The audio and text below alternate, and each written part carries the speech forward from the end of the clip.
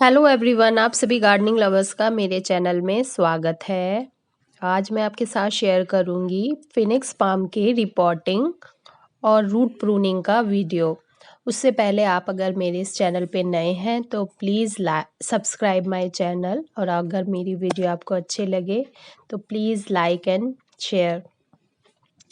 तो हमें रिपोर्टिंग की ज़रूरत क्यों होती है? जब इस तरह से परमानेंट प्लांट्स जो पॉट में लगाते हैं तो क्या होता है, टाइम के साथ जैसे पौधा बड़ा होता है उसके साथ साथ उसकी जड़ें भी पॉट के अंदर ग्रोथ करती हैं। तो आप इस प्लांटर को देख के समझ सकते हैं इसकी सॉइल ऊपर तक उठ के आ गई है, जबकि मैंने इसमें इतनी सॉइल फिल नहीं करी है।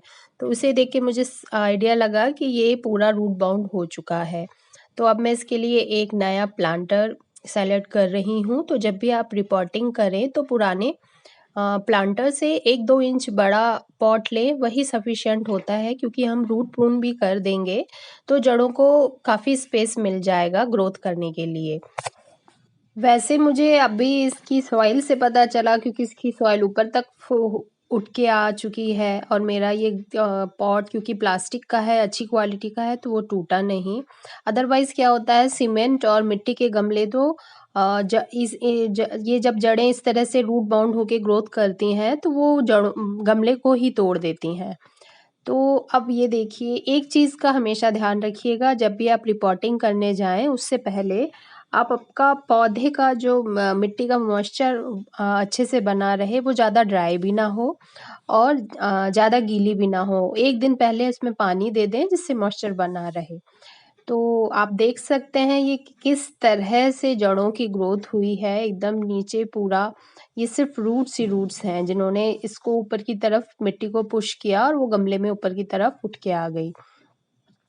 तो अब ये तो इस पौधे की नीड थी। इससे पहले मैंने एक और पौधा शेयर किया था, डबल चांदनी। मैंने वैसे तो मार्च में ही उसे रिपोर्ट किया था, लेकिन उसने फिर भी रूट बाउंड होके उस गमले को तोड़ दिया था, तो मैंने उसे रिपोर्ट किया था फिर से। तो नॉर्मली हमें हर साल ही मार्च के महीने में अपने सभी परमानेंट प्लांट्स की रिपोर्टिंग कर देनी चाहिए जिन्हें हमने गमलों में लगाया है, तो उनसे उसकी ग्रोथ अच्छी बनी रहती है। तो नॉर्मली हमेशा रिपोर्टिंग अगर आप खुद से कर रहे हैं तो उस सीज़न का भी थोड़ा ध्यान रखना चाहिए। आप ज़्यादा ठंडी या ज़्यादा गर्मी के टाइम पे रिपोर्टिंग अवॉइड कीजिए। तो अब ये जितनी भी एक्स्ट्रा रूट्स हैं, ये देखिए कितनी मोटी लेयर बन चुकी है नीचे। अब किसी भी कटर या कैंची की मदद से इसे कट करके सारी एक्स्ट्रा रूट्स को आप रिमूव कर दीजिए। कोशिश कीजिएगा कि आपका सीज़र थोड़ा सैनिटाइज हो या कटर, तो जिससे वो जो हमारा रूट्स है उसमें किसी तरह का इन्फेक्शन ना हो। वैसे तो ये फेनिक्स फार्म उसका नाम से ही समझ में आता है, ये बहुत ही हार्डी पौधा होता है, ये जल्दी जाता नहीं है। लेकिन फिर भी हमें अपना हमेशा ध्यान रखना चाहिए कि हमारे पौधा ज़्यादा शौक में ना आए।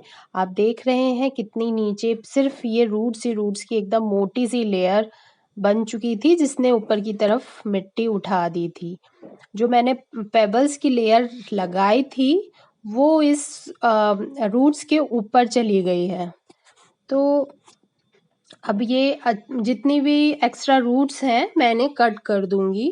बस मैं छोटा सा जो मेन रूट बॉल होता है वहां तक इसकी रूट्स रख के बाकी सारी एक्स्ट्रा जो जितनी रूट्स हैं वो कट कर दूंगी। फिर अपने गमले में एडजस्ट करके इसको उसमें रिपोर्ट कर दूंगी। तो जितने भी परमानेंट पौधे हैं उनकी आप ऊपर तो प्रूनिंग और कटिंग करते ही हैं, उसके साथ साथ अगर आपने गमलों में लगाया है तो टाइम टू टाइम इनकी रूट्स की भी प्रूनिंग बहुत ही ज़रूरी है। अगर आप इसे ठीक तरह से करेंगे तो आपका पौधा आराम से सालों साल तक आपके पास बना रहेगा। फिनिक्स पाम एक परमानेंट पौधा है, ये बहुत ही हार्डी पौधा है। इसे आप इसकी अगर मैं केयर की बात करूं तो इसे आप ब्राइट लाइट वाले एरिया में रखिए, या फिर ऐसी जगह पे जब ये छोटा है जहाँ इसे 3-4 घंटे की धूप मिले तो ये अच्छा ग्रोथ करता है।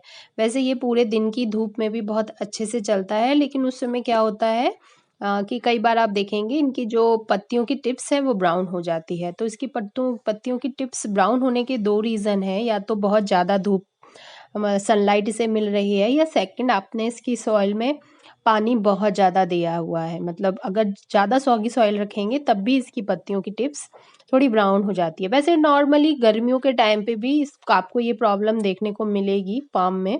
इस समय आप देखिए कितना ग्रीन बना हुआ है। टाइम टू टाइम पे फिनिक्स पाम की नीचे से लीव्स कट करते रहिए। तो ये नीचे से जो इसका एक, जैसे ही ये और मैच्योर होगा तो ये जो नीचे का इसका क्या स्टेम या ट्रंक बोले, वो आपको लगेगा जैसे खजूर का पेड़ की तरह, इसीलिए शायद इसे डेट पाम भी बोलते हैं। अब मैंने जो अपना गमला है, क्योंकि ये बड़ा गमला है तो ज़्यादा मिट्टी लगेगी, तो उसमें नीचे की तरफ थोड़ी सी अपने गार्डन वेस्ट जैसे पत्तियां और जड़ें कुछ वो फिल कर दी हैं। तो उससे क्या हुआ, कम मिट्टी में मेरा पौधा लग जाएगा। और उसके साथ साथ 4-5 महीने बाद जब ये जो है मेरा गार्डन वेस्ट डिकम्पोज होगा तो ये खाद तो मिलेगी मिलेगी, उसके साथ साथ ये थोड़ा सा नीचे की तरफ दब जाता है तो उससे ऊपर थोड़ी स्पेस हो जाती है। तो उसमें मैं उस समय उसमें फ्रेश सॉइल भर सकती हूँ। तो ये बहुत ही अच्छा एक मेथड है। जब भी आप इस तरह से आप रिपोर्टिंग करने जाएं तो मैं यही बोलूँगी कि गार्डन वेस्ट यूज़ कीजिए। किचन वेस्ट में भी आप इस तरह का यूज़ कीजिए कि जल्दी फंगस ना लगे। गार्डन वेस्ट में कोई भी वेस्ट दें उसके बाद एक लेयर मिट्टी की ज़रूर लगाइए, जिससे डिकम्पोज के समय जो इस पौधे की जड़ें उसके कांटेक्ट में नहीं आती हैं और जड़ों में किसी तरह का भी इन्फेक्शन नहीं होता है। रिपोर्टिंग में आप अपने प्लांट को, जिस भी प्लांट को लगाने जा रहे हैं उसे रख के हमेशा देख लीजिए ऊपर की तरफ 1-2 इंच खाली रहे, जिससे पानी देने के लिए स्पेस मिले हमारे पौधे को, ये बहुत ज़रूरी होता है।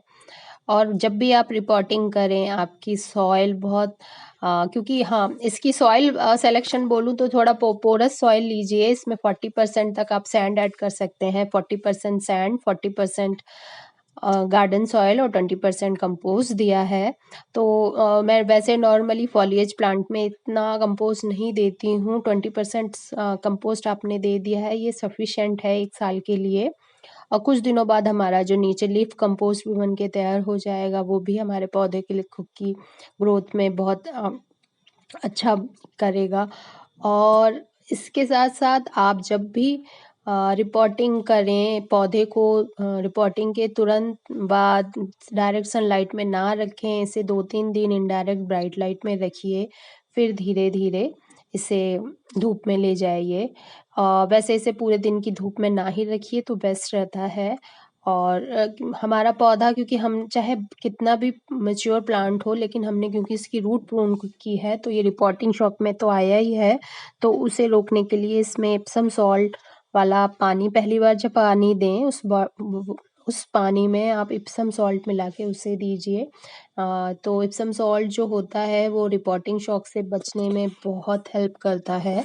और पहली बार पानी के देने के बाद आप दूसरी बार तभी देंगे जब आपकी टॉप सॉइल पूरी ड्राई हो चुकी हो।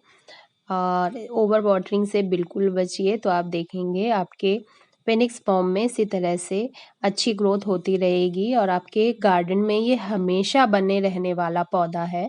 बस आपको टाइम टू टाइम इसकी, अगर आपने इसे गमले में लगाया है तो रूट प्रूनिंग इसकी करनी बहुत ही ज़रूरी है। Thank you for watching my video.